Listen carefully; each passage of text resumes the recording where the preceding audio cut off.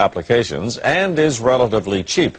But as CTV's medical specialist Avis Favreau explains, redeveloping the drug may not fit into the business plans of the big pharmaceutical companies. The tumor, the 3D Dr. Evangelos Mikalakis has given cancer researchers a brand new lead with an old drug, a cheap, inexpensive powder that costs just pennies a dose. You typically get this eureka kind of feeling, and it's actually the most exciting thing scientists can get. The drug, called DCA in short, has been used for decades in humans with some rare inherited diseases. When he added it to the water of mice and rats given human cancers, the results surprised him. And has this big tumor growing in his back. So you can see that even after 3 weeks there is a significant or 70% decrease in tumor size. It shrunk brain, breast and lung tumors in the animals in a matter of weeks, and the drug had no side effects, confirmed by tests of DCA in humans for other diseases. This kind of results, to my mind, are as good as it gets. And it seems to work by reviving the energy-producing components of human cells, allowing the cells to work normally again, triggering cancerous cells to commit suicide.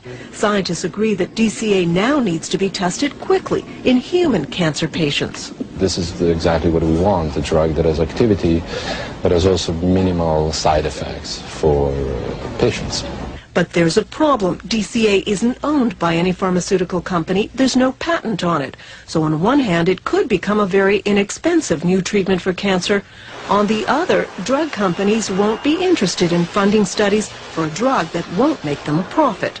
This is a difficult question because typically, there are market considerations.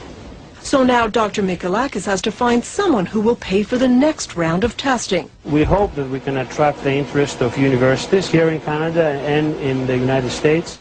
And he doesn't want to let the medical dream of a cheap, effective anti-cancer drug disappear just because it might not make someone a lot of money. It costs, some say, about $100 million to get a new drug through all the phases of testing onto the market. So it will be interesting to see if this old drug actually gets a new chance at becoming an anti-cancer medication. Lloyd? Well, Avis, your report tells us that this drug has great promise. So why aren't companies and institutions lining up to get behind it? Well, first of all, Lloyd, this is the initial report.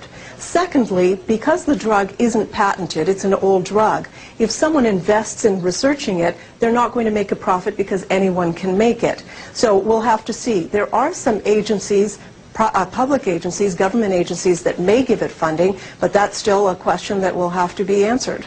But unless big pharmaceutical companies are behind these things, they may go nowhere, is that it? Well, actually, Lloyd, I've had 2 other stories where drugs have shown great promise in the preclinical phase, and because they were orphan drugs and no one picked up, nobody could get the patent on it, they've gone nowhere. So I will be keeping an eye on this one. Thank you very much, Avis.